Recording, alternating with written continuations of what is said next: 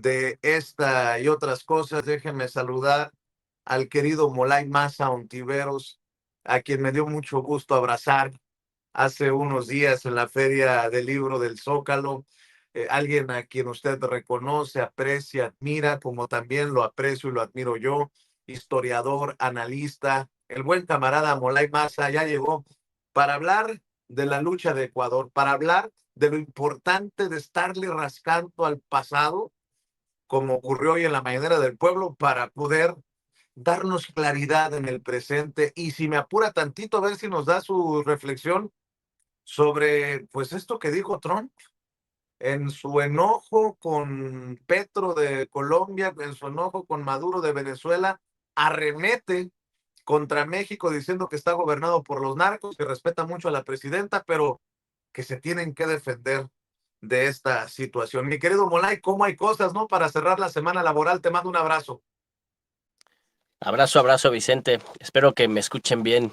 Sí, te escuchamos bien. No, pues es un gusto estar acá y también fue un gran placer saludarlos y verlos por allá por la Feria del Libro. Qué especial es estar en una feria del libro con tantos camaradas y con tanta gente tan bella, ¿no? Y Claro pues que sí, sí, mi querido Molay. analizando esta realidad tan loca que nos toca, porque, o sea, justo el tema de Ecuador, se me hace muy relevante porque es en Ecuador, en Perú y en Argentina es donde está reventando el conjunto del sistema neoliberal y toda su lógica de imponerse a sangre y fuego en contra de los pueblos, ¿no? A partir del racismo, a partir del clasismo, a partir de la violencia de Estado, del terror de Estado.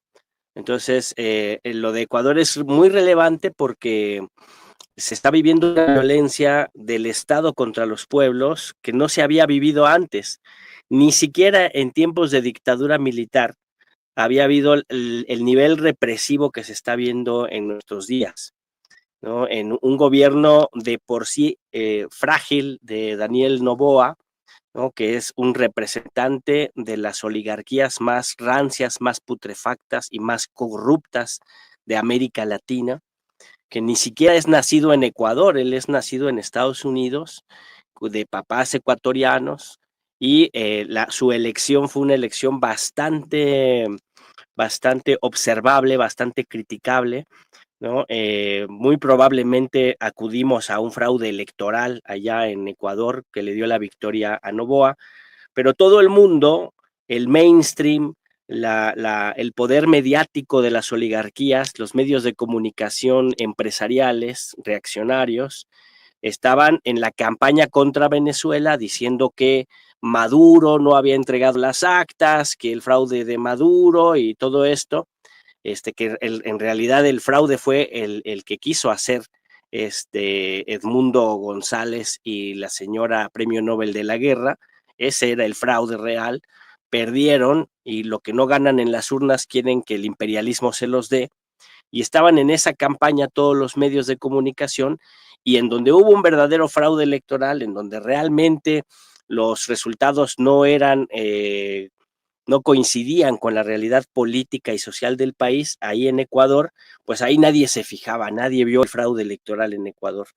Entonces, cuando un gobierno llega con ilegitimidad y con ilegalidad, en México eso lo vivimos con Felipe Calderón justamente, lo único que lo sostiene es la violencia, ¿no? La represión, la persecución, la ilegalidad.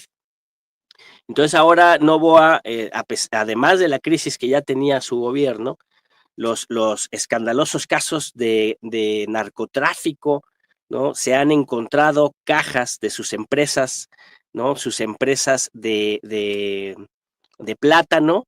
En los plátanos que él comercia, ahí guardan la cocaína para llevarla a Estados Unidos.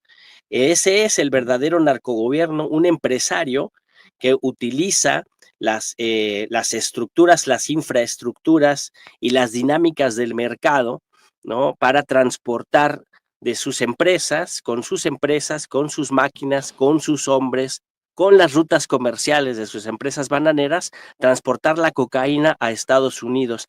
Y eso sí, se le pasa de noche a la DEA.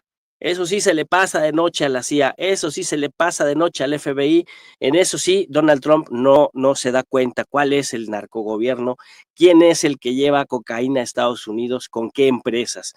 No, al contrario, es un gobierno que apoya el imperialismo de estadounidense porque resulta ser un gobierno de ocupación, ¿no? Un gobierno de ocupación colonial, un gobierno subordinado a los intereses de la oligarquía financiera y del narcocapitalismo, ¿no? Ya no es el anarcocapitalismo de Milei, sino es el narcocapitalismo de Trump, Noboa y Milei también, y todos los neoliberales, que no es coincidencia ni casualidad que haya sido Genaro García Luna, ¿no? El miembro de un cartel del narco, funcionario del gobierno que se impuso a sangre y fuego en México, ¿no? Pues eso, toda esa estructuración del poder y de las relaciones con el capital del narco, pues es como funciona la maquinaria neoliberal y es como hacen política los oligarcas, ¿no? Entonces ahora lo estamos viendo en Ecuador con una violencia extrema, ¿no? Hasta ahorita hay 3 fallecidos reconocidos, pero hay un montón de presos políticos y de desaparecidos que han sido la herramienta fundamental que mantiene a Novoa en el gobierno, ¿no? Ahora dice que él ha sufrido 3 intentos de asesinato, que lo han intentado envenenar, ¿no? Se victimiza, justo, fíjate, también utilizando la táctica victimizadora, autovictimista de los sionistas, ¿no? El hacerse las víctimas y hacerse los únicos que han sufrido en toda la historia de la humanidad para ejercer la violencia.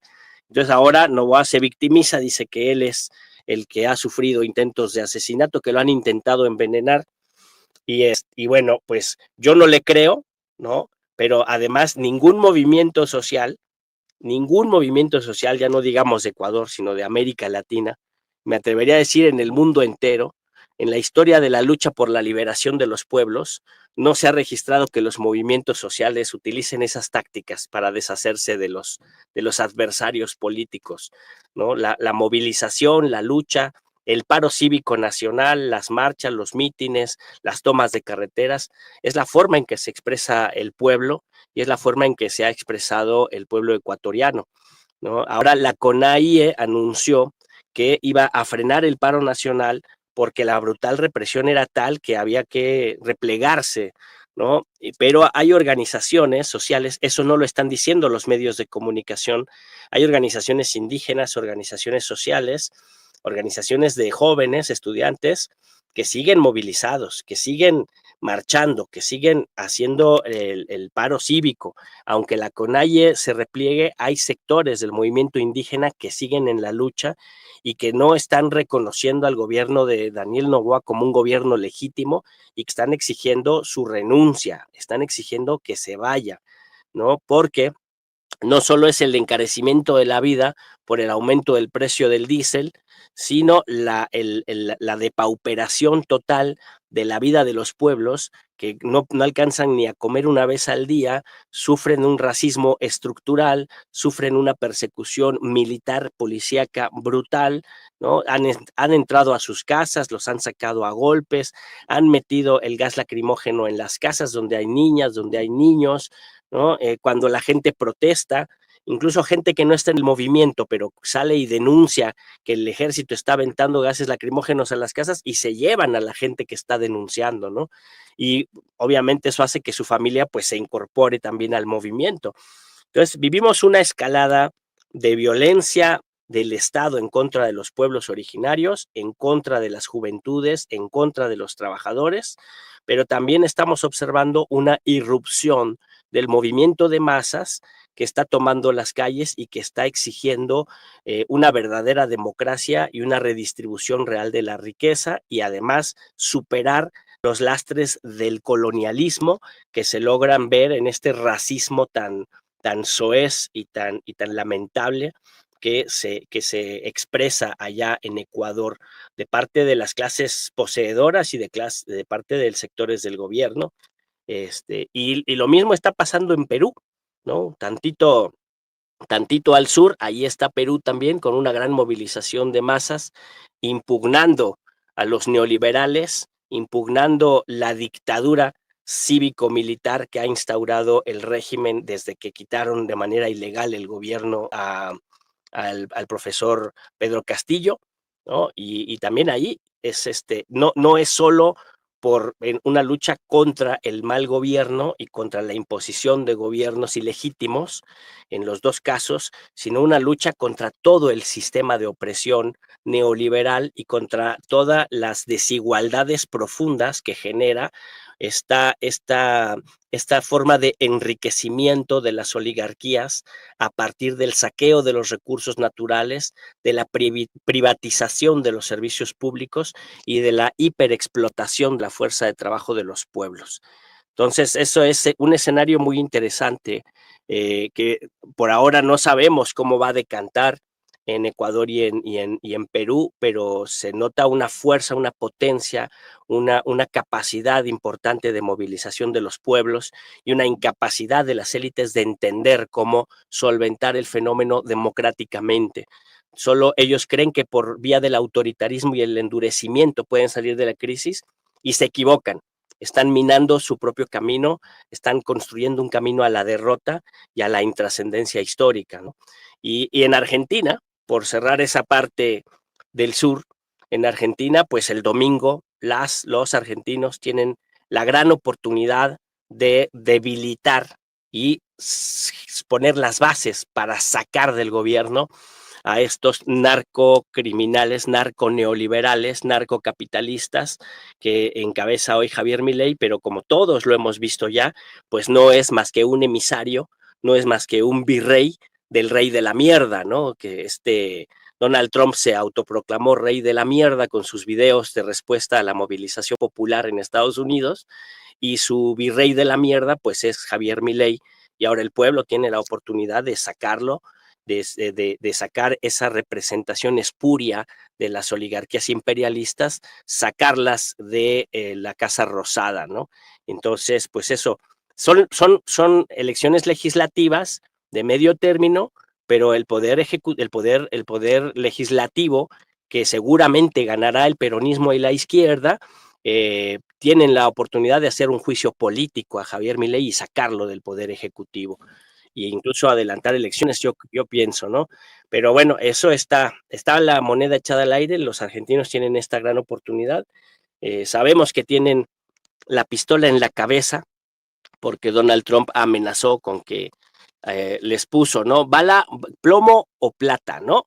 Si se queda les doy 40,000 millones de dólares, si se va Milei los dejo ahí, que se rasquen con sus... Y es la que Pero nos le quiere conviene. aplicar, y es la que nos quiere aplicar hacia México Donald Trump, ¿no? O sometimiento garrote. Sí, claro, es la única que sabe, es lo único que sabe hacer Donald Trump. O sea, Donald Trump es muy mal político, finalmente él y también es un mal empresario, ¿no? Pero es un junior abusador que toda su vida se la ha vivido abusando, literalmente abusando de todas las personas que lo rodean. Y ahora que se le ha dado el máximo poder político del planeta, pues es la única forma que sabe de relacionarse, pues es abusar, ¿no? Entonces quiere abusar de América Latina y quiere abusar de México. O sea, México está en el menú, ¿no? Esta ofensiva en contra de Venezuela, en contra de Colombia, qué interesante también cómo se mueve tácticamente Donald Trump, ¿no? Porque a Colombia le llega, a Venezuela le llega un cargamento de varios miles de misiles de largo alcance, y entonces sí, ya el objetivo ya no es Venezuela, sino ya es Petro, ¿no? Ya el narcogobierno ya no es el de Maduro, sino es el de Petro, y ahora resulta que también el de México, ¿no? Pero pues es eso, es la escalada militar para generar condiciones de saquear los recursos naturales de nuestros pueblos, incluye a América Latina en su conjunto. México, por muy buenas relaciones diplomáticas que tengamos con ese gobierno, estamos en el menú del imperio, ¿no? Y eso hay que siempre tenerlo en consideración. Qué Pero fuerte. sí, la correlación de fuerzas yo no creo que estén de su lado. Tendrán mucho dinero y muchas armas, pero los pueblos son los que hacen la historia y los pueblos tenemos la oportunidad de generar una unidad latinoamericana antiimperialista que nos permita resistir a este embate y triunfar democráticamente, porque además dentro de Estados Unidos la crisis también es grave y también es una crisis que requiere salidas democráticas y populares, ¿no? La opción autoritaria es muy complicada en Estados Unidos, aunque se está ejerciendo, no tiene las de ganar, ¿no? Entonces eso también es una correlación de fuerzas que no necesariamente es favorable para el imperialismo, pero que se ve a todas luces cuál es la intención de violentar el cono sur latinoamericano para el saqueo imperial, ¿no? Para el neocolonialismo, ¿no? Y se nota en cómo se está haciendo esta política abusiva, grosera, nefasta en contra de Colombia, en contra de Venezuela, en contra de México y Perú, ¿no? En Perú es donde se está demostradamente es de donde está saliendo la mayor cantidad de cocaína hacia Estados Unidos, de Perú. Y se está produciendo en mayor cantidad en Colombia, eso es verdad, pero en Colombia hay 7 bases militares estadounidenses, ¿no? Yo puedo apostar, aquí con todo el auditorio vamos a hacer la apuesta, si Petro saca las 7 bases militares gringas de Colombia, vamos a ver en meses una caída histórica de la producción de cocaína, se los puedo firmar. Ojalá que lo veamos, ¿no? Y porque pues es muy curioso, ¿no? Que donde están las 7 bases militares está la mayor producción de cocaína, donde tienen un gobierno impuesto, donde quitaron al profesor Pedro Castillo, ahí es donde más circula la cocaína, de donde más sale, y en donde tienen un empresario bananero que transporta la cocaína, pues tampoco ahí meten la mano, y donde tienen el gobierno de Javier Milei, cuyos candidatos, los principales candidatos de Javier Milei al poder legislativo resultaron ser financiados por el narcotráfico. Uno de ellos es Espert, se tuvo que bajar de la candidatura porque hubo un narcotráfico que confesó que le había dado grandes cantidades de dinero, ¿no? Y hay otros candidatos que también están en esa lista que han sido beneficiarios del narcotráfico tiempo atrás, ¿no? Entonces, está demostradamente, la política que hace Javier Milei demostradamente está sostenida por el narcotráfico. Y con esos regímenes que demostradamente están sostenidos con el narco, que es el de Javier Milei, es el de Noboa, es el de Perú, ¿no? Con Dina Balearte y con el nuevo títere, ahí sí no tienen problema. Donde hay gobiernos electos por el pueblo que tienen un camino político, económico distinto al impuesto por el imperialismo, ahí sí tienen problema. Como el caso de Cuba, como el caso de Venezuela, el caso de Colombia, el caso mexicano, ¿no? Entonces, bueno, pues las señales son muy obvias y la táctica también está ilustrada. Hay que unirnos los pueblos de América Latina para enfrentar esta ofensiva reaccionaria. Que solamente se va a intensificar. Mi querido Molay Maza, ¿por qué no cerramos invitando a la audiencia a tus trincheras, a tus esfuerzos independientes y alternativos, y que siga habiendo estas oportunidades de hablar de estos temas que no se hablan en los medios tradicionales, por favor? Claro que sí, muchas gracias Vicente, gracias a todo el auditorio. Y pues ahí me encuentran así, le buscan ahí Molay Maza y estoy en X, Molay-Maza, y en Facebook Molay Maza, y así en otras redes, así también como Molay Maza me encuentran. Y pues muy gustoso de platicar, de discutir y de organizarnos y luchar. Y les invito a formar parte también de los círculos de estudio, ¿no? Los domingos a las 5 de la tarde tenemos el Círculo Esparta. Este domingo vamos a presentar un librito, del doctor Mario Rojas, filósofo mexicano, un libro muy, muy importante. Justo en este momento este librito es muy importante, Explotación Capitalista Siglo XXI. Y vamos a presentarlo y a discutirlo este domingo a las 5 por Zoom. Todo el mundo puede entrar o verlo por YouTube, Círculo Esparta. Y en Semilleros de Conciencias los lunes a las 8 de la noche, donde vamos a discutir el tema ecuatoriano. Justamente vamos a analizar qué pasa en Ecuador y cómo está vinculado Ecuador al conjunto de la lucha de los pueblos en América Latina y en el mundo. Cierro con esto último. Los pueblos ecuatorianos están denunciando un proceso de palestinización del Ecuador. Es decir, la impunidad de Netanyahu en el genocidio en contra del pueblo palestino es lo que permite que gente como Noboa tenga esta actitud tan represiva que no se había visto antes y que crean que se va a salir con la suya. Pero pues no lo va a lograr. Pero bueno, hay que analizar y discutir esos elementos y pues ahí estamos, mi querido Vicente, te agradezco mucho la oportunidad. Muy bien, pues así estamos, mi querido Molay Maza Ontiveros. Nos vemos pronto aquí en Sin Censura. Un abrazo, maestro, Abrazos. y un abrazo fuerte. Y ustedes ya nos vieron acompañar.